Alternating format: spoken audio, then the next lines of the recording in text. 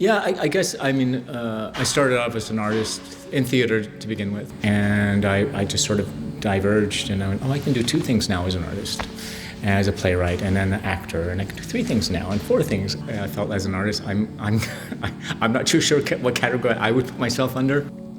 Yeah, this is, I'm in a blacksmith shop. So I have this installation piece I'm doing with a light tunnel, where I'm going to create it with LEDs and then just building a metal frame for that. So I've been working with the W. Russ McDonald School for the Blind for the last several years and doing different projects with them.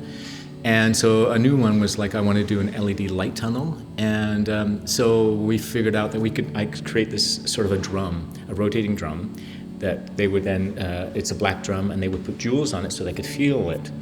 And I would rotate that and film it, so you'd see the jewels, and that would become the light show. The piece is called Can You See What I Feel? So they can feel the light show, and then we get to see it. And some of the kids at the school have some sight, so they can actually, if we make it bright and the contrast is pretty high, they can actually see it. So some of them were looking like really, really close, and then designing it that way. Some of them are using their touch to create this light show.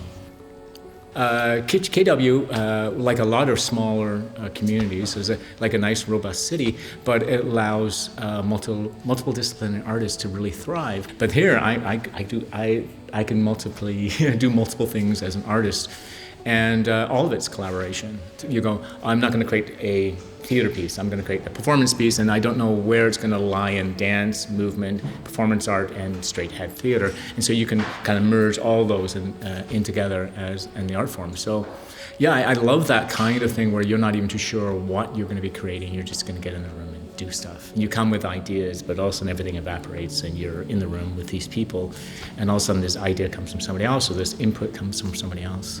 And I spent years doing improvisation, and I felt that, I've been training for my whole life to just come in there and then drop every anticipation of what might happen and just let it happen. So that's kind of why I became a collaborative artist, because I just felt I was built that way, I guess. Try to be the least talented person in the room. Like, it's great for you to go, hey, I'm the most talented person here. But if you drive and go, you shouldn't be in that room. You should leave and work with people that are much more talented. You can do things that you cannot do. Because then they push you, and then you can go, whatever's in your head, they can help make realize. And so, yeah, I've been fortunate to go, I could not do what you just did. I'm so glad I'm in this room with you. Because I thought about this, I could see it in my head, but I couldn't physically do it, or I couldn't come up with that idea. And I don't think there ever really is a misunderstanding. I think you open yourself up to an idea that would not have come naturally. And so hopefully you open yourself up to misunderstandings. And so many times as a collaborator, I've said something and people misunderstood what I said and did something entirely different and went, yeah, that.